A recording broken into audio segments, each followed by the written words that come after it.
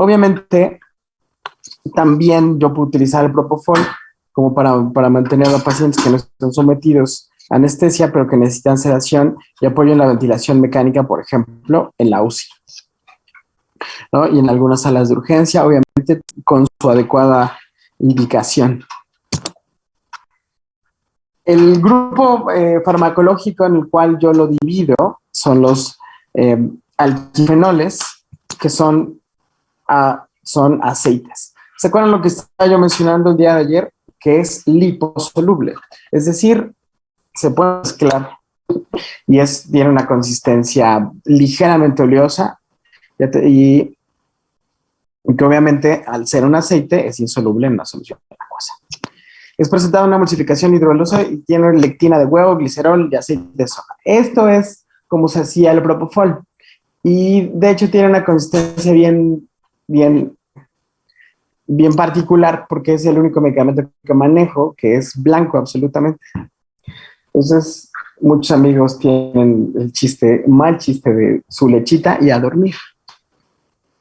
Entonces, es un hipnótico sin propiedad analgésica. Esto que tiene niña.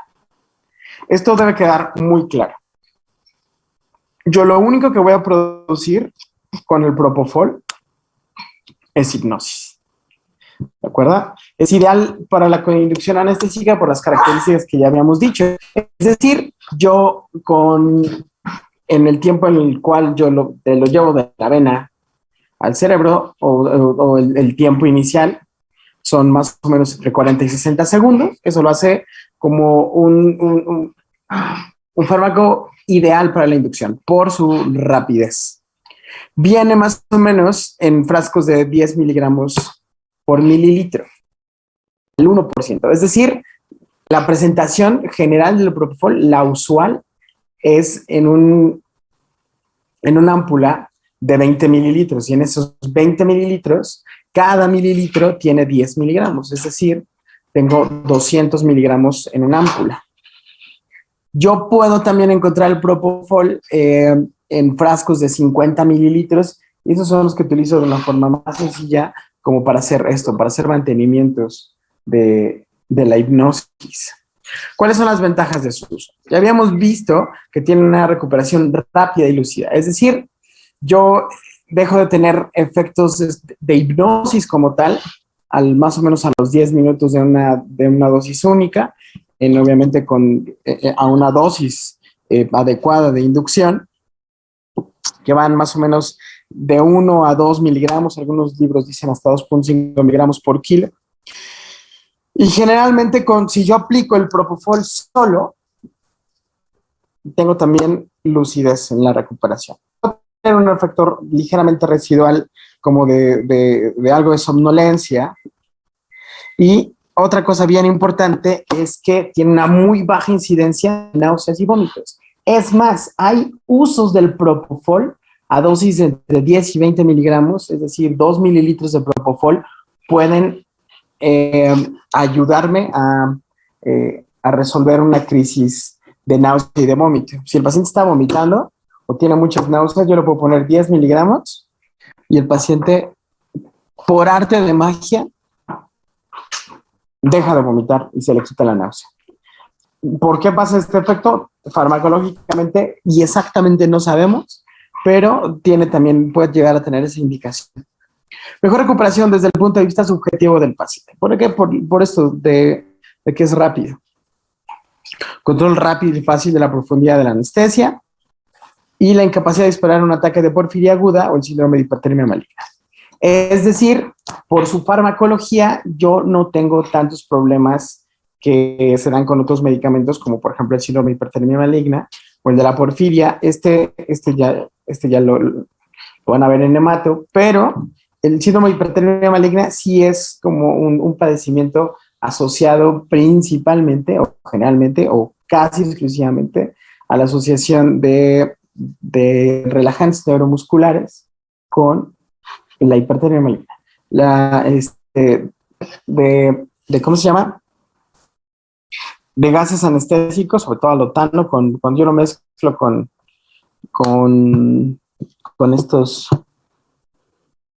¿cómo se llama? Relajantes despolarizantes como la succinilcolina, lo que va a suceder es que si ustedes recuerdan, las proteínas sensoras que permiten el paso de calcio del extracelular al intracelular para provocar la salida para la contracción. ¿Se acuerdan que yo necesito de la dihidropiridina y la rianodina? En algunas personas genéticamente predispuestas, la asociación de esos dos medicamentos hace un síndrome de hipotermia maligna. ¿Esto qué quiere decir? Que los pacientes tienen temperaturas corporales de más de 40 grados centígrados y que tienen además taquicardias horribles, hipertensión y espasmos musculares que son realmente muy difíciles. Y si no se trata inmediatamente, el paciente puede llegar a morirse. Es realmente muy complicado, pero también es muy raro. Y generalmente como ya no utilizamos alotano, pues realmente la incidencia de hipertermia maligna es bajísima. Y está, les digo, asociados a problemas sobre todo genéticos. Entonces, el único manejo, de hecho, es un fármaco que se llama dantroleno y que, de hecho, hay disponibilidad, digamos que en Ciudad de México y los colegios, asociaciones de anestesia de todos los estados tienen que ponerse en contacto rapidísimo para que se pueda mandar lo antes posible y tratar de manejar a estos pacientes, porque si no, no salen. Es realmente, digamos que una urgencia absoluta y los pacientes literal se mueren si no se tratan adecuadamente. Muy bien. Entonces, esto es lo que ya saben más o menos. Vamos a ver algunas cosas, no vamos a ver todas las cosas, pero sí las cosas básicas que necesito que ustedes entiendan con relación a el propofol. ¿Qué tipo de modelo me explica? Ya lo habíamos visto, es tricompartamental. Tiempo de acción brazo-cerebro, 30 segundos. La latencia es ligeramente parecida, es decir, inmediatamente que llega el sistema nervioso central, empieza a tener efecto. Su efecto máximo va más o menos entre los 3 y los 5 minutos y la duración realmente de la hipnosis es un poquito menos de 10 minutos. Entonces, las vidas medias, alfa, beta y gamma, ¿ya vieron? Es algo muy parecido a lo que estábamos viendo ayer. Aquí se tomó de otra bibliografía, pero es muy parecido a lo que habíamos dicho. Es muy rápido, se mantiene repartido en los otros compartimentos, pero al final se queda un ratote en los poco perfundidos. Su eliminación se explica después de las 7 horas para que yo pueda ya no tener efectos clínicos reales. Es decir, su vida media gamma es más o menos entre 3 y 7 horas. Se une, habíamos visto esto también el día de ayer, entre 97 y 99%, sobre todo en la albúmina, y es decir, yo solamente tengo entre 1 o 2% del fármaco libre, que es el fármaco que me va a hacer el efecto clínico. Estas vidas no nos vamos a meter porque son para ¿cómo se llama? Para hablar de otras situaciones, sobre todo en estos casos de... Sí, yo quiero las Turín. De chocolate. Tiene un conejito arriba. ¿Qué pasó, Jesús? Jesús, tu micrófono. Jesús.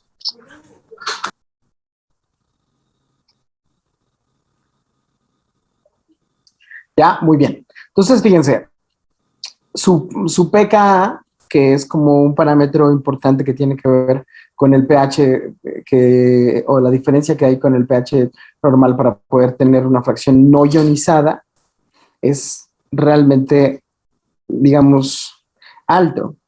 Entonces, esto es otro parámetro también farmacológico que me explica, sobre todo lo voy a explicar mejor aún cuando veamos anestésicos locales, porque tiene que ver con, digamos, el pH del fármaco versus el pH del paciente y el tiempo que tarda en hacer el ajuste para poder ionizar, el no ionizar la parte efectiva. Entonces, es otro parámetro. Estos que estoy señalando acá no se me estresan y tiene que ver por ahí. No pasa nada, Chucho, no pasa nada. ¿Qué tipo de metabolismo es el bendito propofol? Pues el propofol tiene un metabolismo principalmente hepático y un poco de excreción urinaria en metabolitos inactivos. Es decir, yo necesito tener adecuada función hepática y adecuada función renal para deshacerme de él o metabolizarlo en condiciones normales. ¿Qué es lo que hace realmente? ¿Dónde trabaja? Es decir, esa era la farmacocinética, lo que vimos en la farmacodinamia. Acuérdense que farmacocinética es lo que el cuerpo le hace al medicamento y la farmacodinamia lo que el medicamento le hace al cuerpo. ¿Dónde trabaja Propofol? Y esto si los que llevaron fisiología conmigo, yo les dije, y le estaba yo siempre insistiendo, que todo es potencial de acción. Y el potencial de acción es realmente cómo todas las células excitables responden ante un estímulo y cómo, por ejemplo, desde los receptores, que son transductores de información, llevan información de un lado a otro. El potencial prácticamente siempre es el mismo, lo que varía es la frecuencia en la cual se hace esto. Pero, ¿qué pasa si yo tengo un fármaco en el cual inhibo el potencial de acción? Y eso es lo que es el Propofol.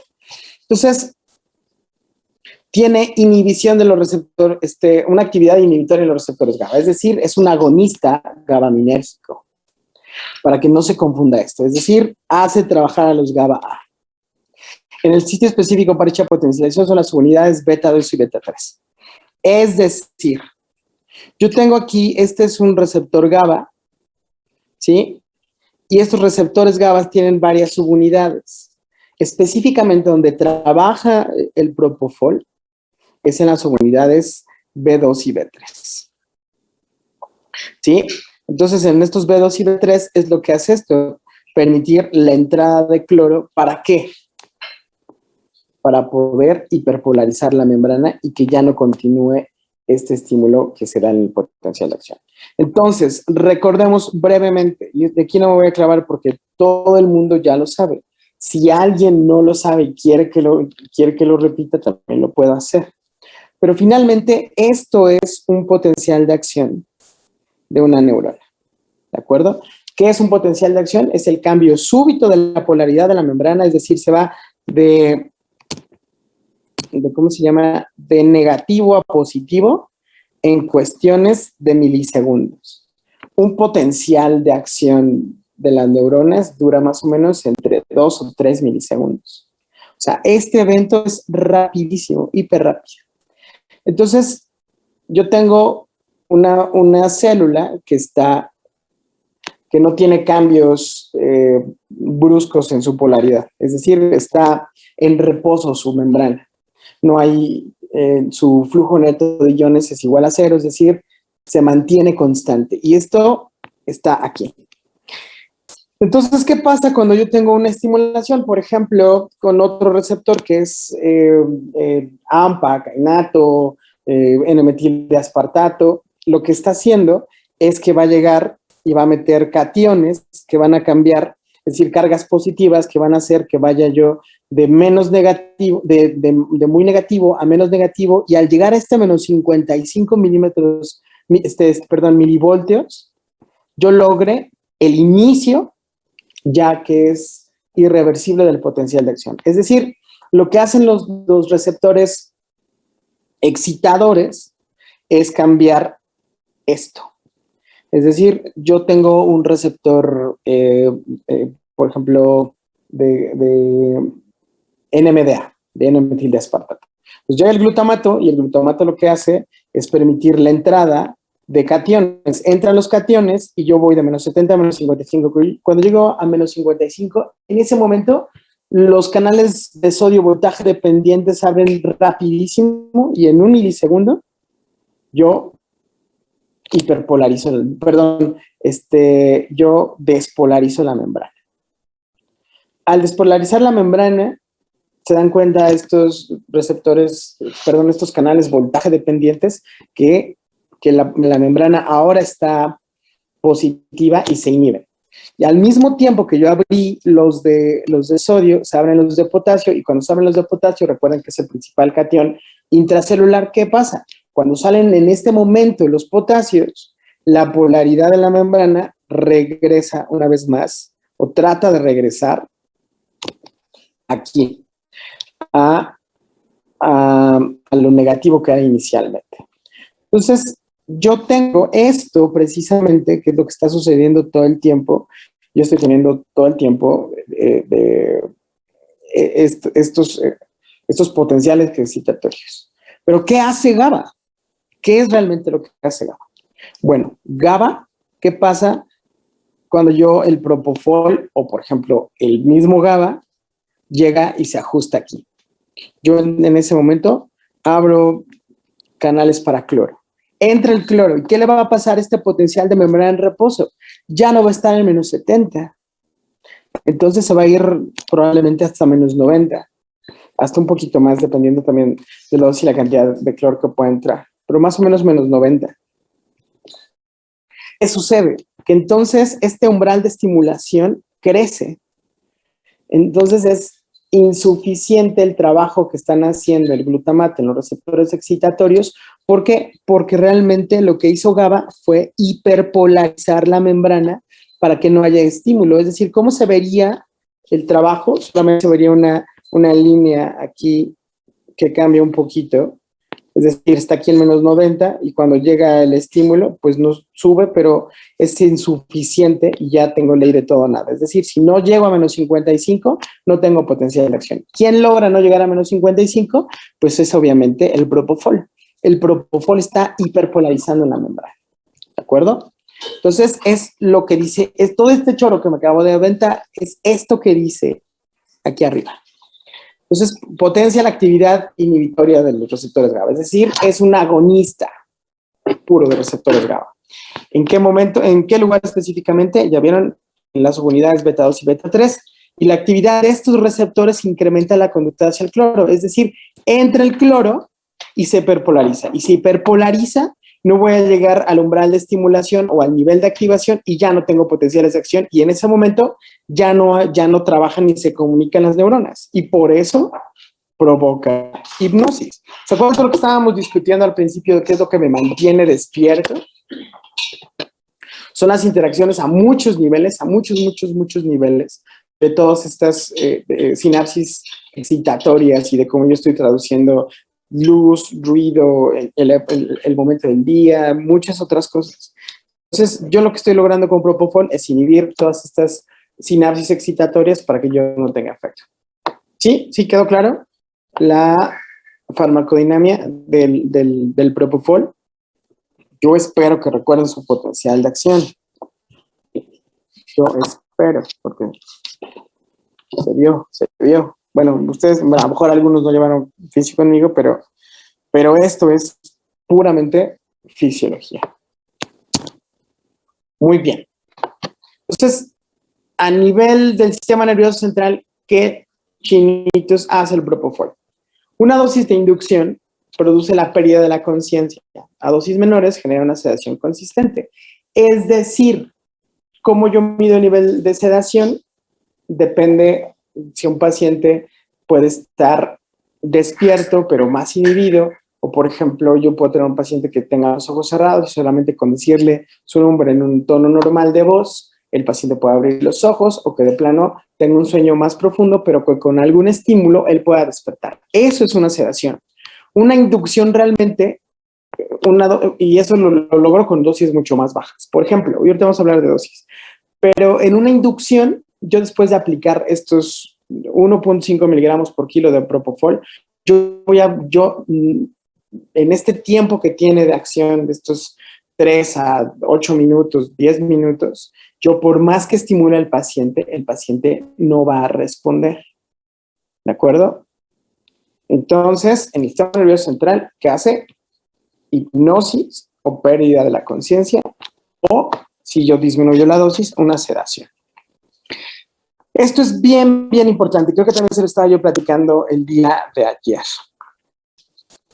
Es un depresor miocárdico, es decir, es un inotrópico negativo, que va a producir entonces disminución de la fuerza de contracción, va a disminuir también una disminución del gasto cardíaco porque también hace bradicardia.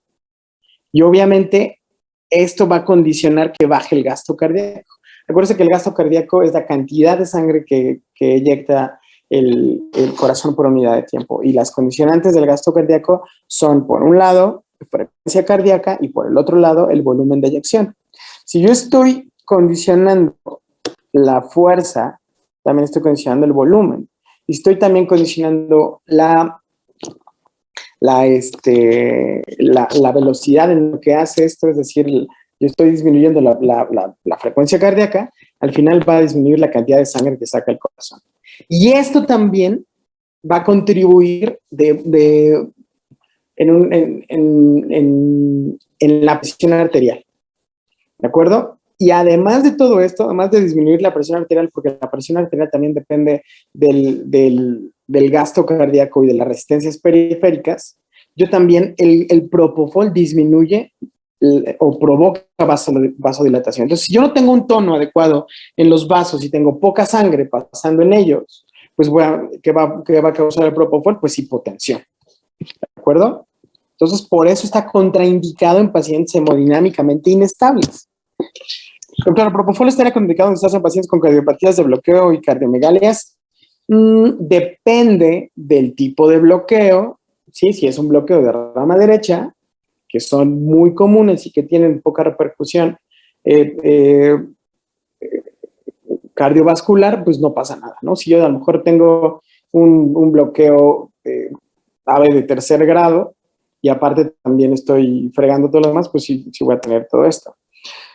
Las cardiomegalias también, por ejemplo, no es lo mismo que yo pueda a lo mejor, dependiendo del tipo de cardiomegalia que tenga, yo lo que necesito es saber cómo está funcionando ese corazón. Y si ustedes recuerdan, en la valoración preanestésica, yo más o menos estoy calculando cómo funciona esto, ¿no? Y si yo sé que a lo mejor tengo un paciente que tiene una placa de tórax con cardiomegalia y además tiene un electro con datos sugestivos de hipertrofia ventricular y que va a ser sometido a una operación muy grande, una cirugía compleja, pues obviamente yo en ese paciente quiero saber cómo está el corazón. Entonces, a ese paciente le estoy pidiendo un ecocardiograma para saber cómo está su fracción de eyección, cómo está la condición de las válvulas, cómo tiene problemas de hipertensión pulmonar. Y si yo tengo datos sugestivos de que ese corazón no funciona, pues obviamente no voy a utilizar propofol. Entonces, pero si yo tengo una cardiomegalia que es a lo mejor un grado 1 y que tiene todavía una FEBI normal, pues a lo mejor yo puedo hacer una reducción de la dosis del inductor, aumentando un poquito la dosis del opioide para que yo tenga menos repercusiones cardiovasculares. Pero yo no puedo tomar esta decisión si yo no conozco previamente al paciente, por las características farmacodinámicas del medicamento. ¿Sí, doctora Navarro? Y luego pregunta el doctor Rodríguez. En caso de pacientes con falla cardíaca, ¿existe otro inductor que de elección que no afecta el gasto cardíaco? Sí, sí existe. De hecho, ahorita vamos a ver las benzodiazepinas, el etomidato y hasta la ketamina me podrían ayudar en estos pacientes. Entonces, sí tengo medicamentos para utilizar en vez del propofol. No puedo cerrar esta madre. Muy bien, entonces, ¿ya vieron? Se mete directamente con el sistema cardiovascular. Entonces, está contraindicadísimo en pacientes con compromiso ¿cómo se llama? Cardiovascular. ¿Qué más quiero decir con este compromiso cardiovascular? Por ejemplo, pacientes con cualquier tipo de choque, hipovolémico, cardiogénico, distributivo, ¿sí? Cualquier paciente que esté en estado de choque está contraindicado el propofol. ¿Qué más? En el aparato respiratorio. Es obviamente, si está metiéndose aquí en el sistema nervioso central, el aparato respiratorio va a verse afectado porque la relación o la coordinación de cómo se ventila en el cuerpo es un sistema que se lleva a cabo en el bulbo y en la protuberancia con la información que me están trayendo los pares craneales 9 y 10 y además con los receptores sensibles sobre todo a CO2. Entonces, si el propofol lo que va a hacer es inhibir la respuesta central con respecto a la ventilación. Por eso causa disminución de la frecuencia respiratoria en caso de una sedación. Y en caso de una inducción, la inhibe completamente. ¿Sí? Es decir, esto de poder usar DEM25 de 25 a los pacientes inducidos depende de la dosis. A menos dosis, menor inhibición. Pero, por ejemplo, a dosis estándar y con una velocidad rápida de infusión, yo en casi todos voy a producir depresión respiratoria. Obviamente, si lo estoy asociando a opioides, que opioides también producen depresión respiratoria, pero eso por una inhibición directa de los sensores de CO2, pues estoy entonces haciendo una sinergia, ¿cierto? Estoy potencializando el efecto depresor respiratorio con el propofol más el opioide. Entonces, si yo no quiero causar esta depresión, porque a lo mejor es un paciente que tiene datos de vía aérea difícil, si yo le pongo opioide y le pongo propofol, y a lo mejor no lo desnitrogenizo, pues voy a tardar no 8 minutos. Va a tardar muchísimo más porque el opioide también va a producir esta exacerbación de la inhibición de la frecuencia, de la ventilación. Entonces, es bien, bien, bien importante. Dígame, dígame. ¿Podrías repetir qué pasa cuando hay una sedación? ¿Disminuye la frecuencia respiratoria? ¿Me repites, Carmen, otra vez?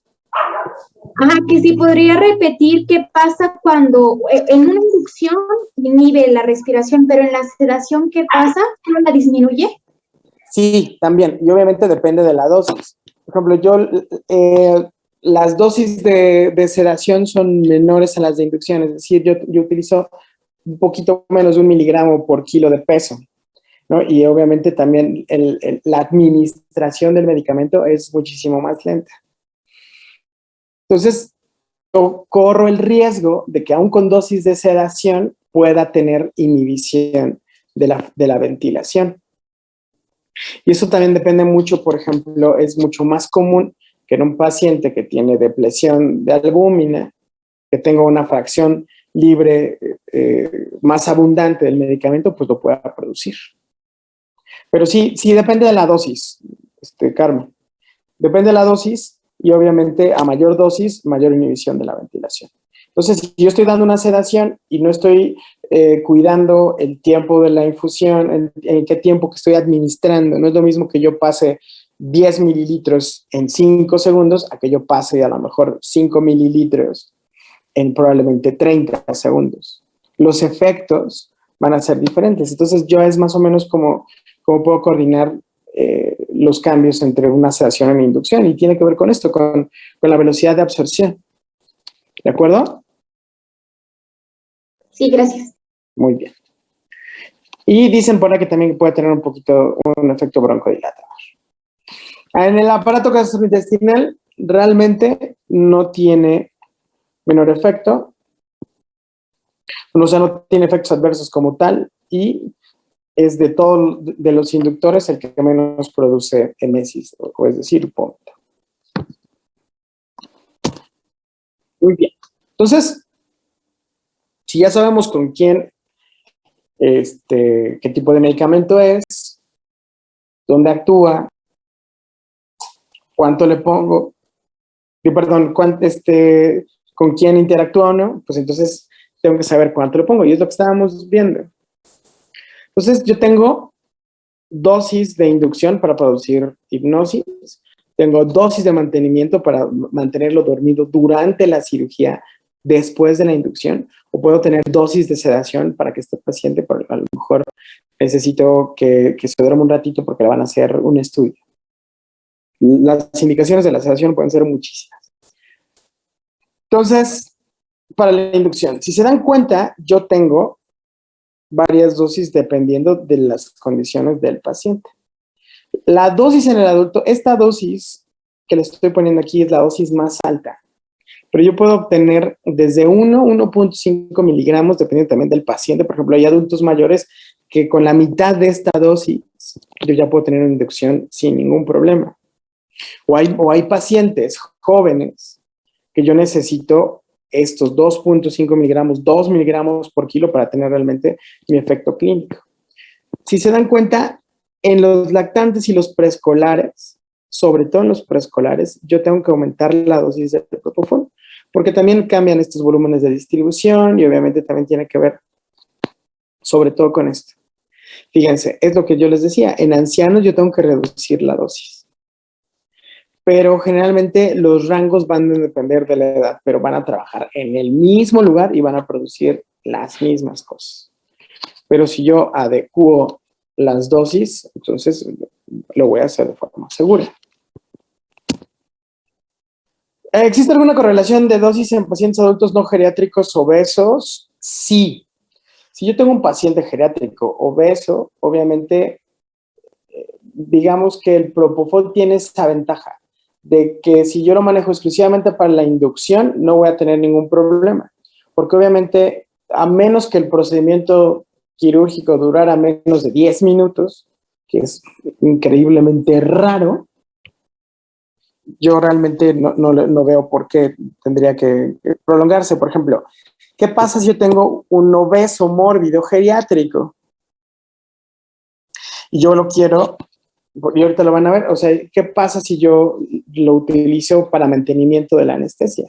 Ese paciente va a tardar muchísimo más tiempo en despertar.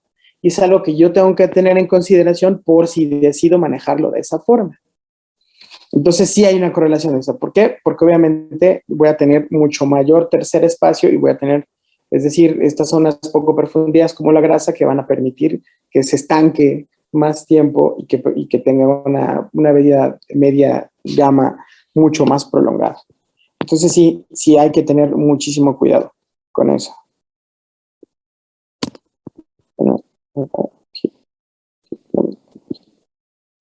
De nada. Quiero volver chaco. Entonces, esto es con respecto a la inducción. Entonces, finalmente hay que hacer ajustes dependiendo de la edad. Para el mantenimiento, estos 5 miligramos por kilo por hora son los que tengo que hacer un preparado para yo tener aquí un aparato o un sistema de microgotero para poderlo dosificar adecuadamente, ¿no? Y si se dan cuenta, esta es la dosis estándar. Pero entonces, yo puedo primero, por ejemplo, impregnar al hacer una inducción de impregnación y además seguir la infusión. Pero, finalmente, estos datos de acá, que son más como para el cálculo que yo tengo que hacer, sobre todo con las bombas de infusión, que me van a permitir la dosificación adecuada en tiempo coordinado por una máquina, sean más exactos y el paciente se puede ir mejor. Pero ya vieron, obviamente yo, si me aviento una cirugía de unas 5 horas, ¿cuánto propofol ya utilicé en un paciente de 70 kilos? ¿Ya vieron? En relación es muchísima. Sí, por ejemplo, 10 por 70 son 700 miligramos por hora. ¿Cuántas ámpulas serían? Si las ámpulas vienen de 200, serían 3 ámpulas y media para una hora. ¿Se puede hacer? Sí. Y obviamente, depende de lo que yo necesito hacer con este paciente, ¿no? Y en qué lo puedo hacer y en quién se beneficia muchísimo más.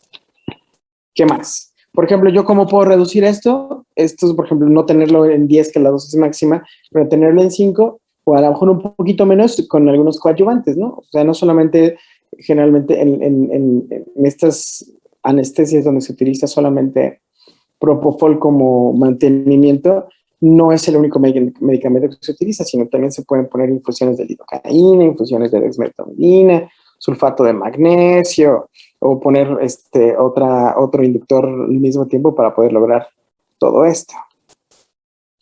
Y finalmente, fíjense, la dosis de sedación sí acaba siendo muchísimo menor.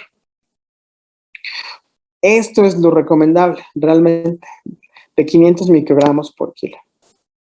Entonces, esto es, por ejemplo, si yo necesito meter no sé, a una persona muy nerviosa a una tomografía, a lo mejor yo sé que el propofol no da analgesia, pero da sedación adecuada. Entonces yo puedo hacer estos bolitos, es decir, aplicar bolos y a lo mejor yo con un solo bolo de 0.5 miligramos por kilo, 500 microgramos por kilo, yo voy a tener la suficiente sedación para que lo puedan hacer el procedimiento. Por ejemplo, una tomografía simple de cráneo dura más o menos 15 segundos. Entonces, con estas dosis pequeñas me es muchísimo más que suficiente. Si a lo mejor el procedimiento del cual también requiere sedación, por ejemplo, una endoscopía, yo puedo hacerlo con propofol únicamente, pero también es ligeramente molesto y me gustaría también a lo mejor poner un poquito de fentanil o poner un poquito de otro medicamento que también me ayude con la analgesia. Pero ¿ya vieron los rangos de dosis? Y llegaba otra pregunta. Memo dice, perdón, Doc, ¿y qué diferencia hay entre la infusión y el bolo? El bolo es decir, la infusión, yo tengo un aparato que de forma continua me está dando el medicamento, ¿sí? Es decir, esos 700 miligramos de propofol, yo agarré mis 3 ámpulas y media y las metí en una bolsita de solución salina y lo aforé a 100 mililitros. Entonces, en 100 mililitros tengo 100 miligramos, esos 700 miligramos. ¿Qué hago? Con un aparato, dependiendo del peso del paciente, programarlo para que durante toda esa hora puedan pasar esos 750 mililitros. Miligramos. Entonces, esa es la infusión.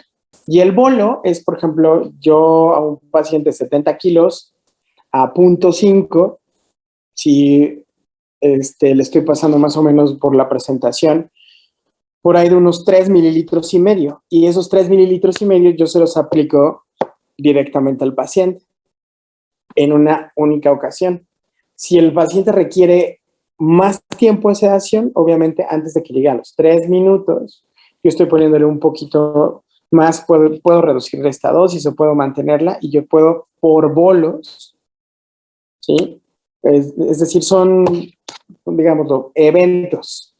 Cada evento yo le estoy poniendo 3 mililitros, 3 mililitros, 3 mililitros, dependiendo obviamente de la respuesta. Pero sí, es decir, una pasa de forma continua y la otra son por eventos. Esa sería como a grandes rasgos la diferencia entre uno y otro. ¿De acuerdo? ¿Sí quedó más claro? Pues, no. Me cuesta mucho trabajo con el puntero cerrar el chat. ¿De acuerdo? Entonces va a variar eso, dependiendo de... El efecto va a variar dependiendo de la dosis. Y obviamente también los efectos adversos de esta. Consideraciones clínicas, es decir, cuáles son las broncas en las cuales yo puedo meterme por utilizar propofol, ¿no? Como efectos secundarios se describen irritación venosa en el punto de inyección. En algunos pacientes, cuando yo tengo, por ejemplo, que está canalizado en zonas bien inervadas, por ejemplo, en la mano, cuando yo pongo propofol, en algunos pacientes refieren dolor, porque es una solución oleosa y obviamente puede causar irritación en los vasos y puede ser molesto para el paciente. Pero se puede inhibir todo esto si yo le pongo previamente un poquito de lidocaína a esa vena o si yo mezclo un poquito de propofol con lidocaína. Se puede inhibir esta respuesta. ¿Sí? Y síndrome por infusión de propofol, que obviamente son estas broncas con las perfusiones prolongadas. Ya vimos que se mete con el sistema respiratorio, cardiovascular y el central, que puede producir muchas cosas. Entonces, este síndrome por infusión de propofol obviamente depende de la dosis, depende también del paciente, pero miren en cuántas broncas nos podemos meter si no cuidamos a los pacientes. Puede ser rhabdomiolisis, acidosis metabólica, obviamente la rhabdomiolisis va a provocar hipercalemia, y la poca respuesta puede producir hasta arritmias cardíacas, y es más, puede hacer muerte súbita, y hacen y hacen este síndrome de infusión de propofol también es bien refractario a la reanimación. Entonces, si no se hace una reanimación súper concisa y con un chorro de otras cosas, el paciente se puede morir. Por eso hay que conocer bien a nuestros pacientes. Es poco común, pero puede suceder. Y es mi obligación decirles que esto sucede en algunas ocasiones con algunos pacientes si no se vigila bien lo que estamos haciendo.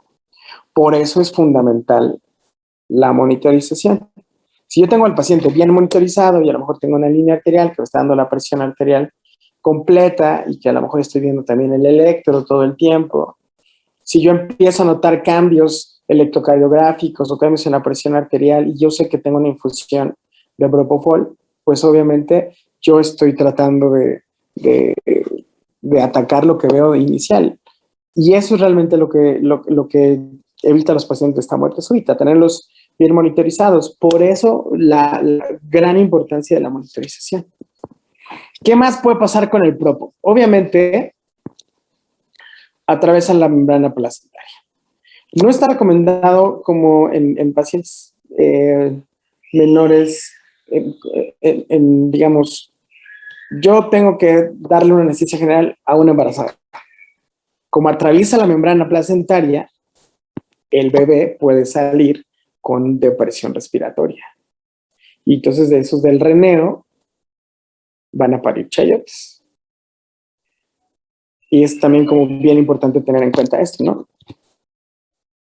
Por eso, si se dan cuenta, los ginecos se les bota la canica y en menos de 30 segundos ya sacaron al chamaco cuando yo lo meto en una anestesia general, porque puede tener repercusiones en el feto. Contraindicado en pacientes con alergia al huevo, ¿por qué? Porque está hecho de huevo. Entonces, si un paciente es alérgico al huevo, se recomienda no hacer inducciones o manejos con propofol. Debe administrarse con precauciones en pacientes con difusión cardíaca grave, por lo que ya saben. Debe inyectarse con lentitud en pacientes hipovolémicos, sépticos, cardiópatas. De hecho, no debe inyectarse. ¿Yo puedo hacer sedaciones con propofol en un cardiópata? Sí. Pero obviamente porque es una dosis muy pequeña y a lo mejor solamente necesito sedarlo 15 segundos para que se le haga un estudio. Y a lo mejor tengo solamente propofol, lo puedo hacer vigilando bien monitorizado al paciente. Entonces, la respuesta, si también a lo mejor hicieron esa correlación, esta respuesta farmacológica depende directamente de la velocidad de infusión. Si yo a lo mejor a un paciente le meto un bolo de 10 mililitros de propofol y se lo estoy administrando esos 10 mililitros en menos de 3 segundos, obviamente va a llegar mucho más rápido y va a tener muchísimos más efectos. Entonces, en estos pacientes se recomienda, sobre todo en el escenario de la sedación, donde se utiliza de forma principal, que puede, por ejemplo, cuando no tengo otro medicamento, es decir, existen otros medicamentos más indicados en estos pacientes, pero no tengo y lo necesito hacer, obviamente tengo que reducir la dosis y tengo que hacerlo muy lento porque es muy peligroso. Y obviamente lo que yo valoro aquí es el riesgo-beneficio. Es algo que si no se lo hago se va a morir. Entonces, con lo que tengo es solamente propofol. Bueno, entonces yo tomo la decisión de cómo hacerlo, en qué momento hacerlo, porque sé que puede pasar. Pero aquí que quede bien claro. Y eso también para que ustedes estén solitos en la clínica, que estén ahí en el internado, si algún día tienen una rotación en anestesia. Fíjense que es prácticamente contraindicado en ASA 4, en pacientes sépticos, en pacientes chocados. Está prácticamente contraindicado. Y si se lo ponen, es el anestesiólogo de todos los riesgos que esto conlleva.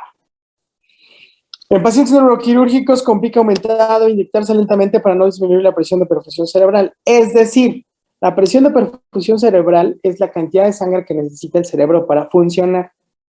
Y depende, obviamente, de la presión intracerebral. La presión intracerebral, a su vez, depende de la presión arterial, del líquido cefalorraquídeo y, obviamente, del cerebro como tal.